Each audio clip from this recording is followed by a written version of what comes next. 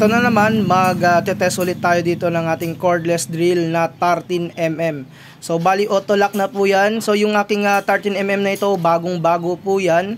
Pag nag-order kayo, pwede kayo dito mag-order ng single battery, dual battery, 10 cells, 15 cells, or 20 cells. At saka, naka-fast charging na rin yan, yung kanyang charger. So, bali sa test ko dito, yung gagamitin ko, yung naunang unit po natin. So, bali parehas lang naman yan na 13mm. At saka pag nag-order kayo, may kasama na po yung mga drill bits. Yan, may mga step up drill bits po siya. So ngayon, i-test po natin ito.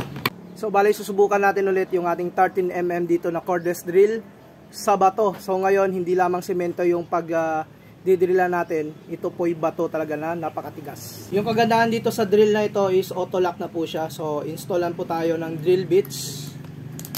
Ayan.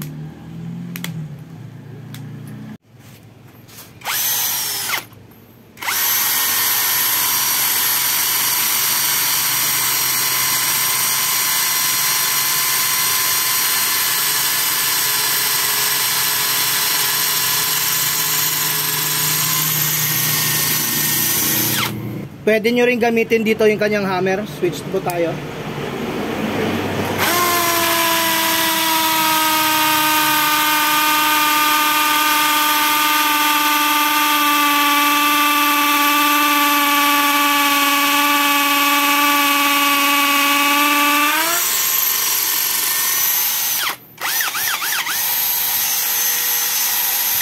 So yun nga yung test ko dito sa 13mm na cordless drill. Kung gusto po ninyo mag-avail nito, pakiclick lamang yung ating yellow basket.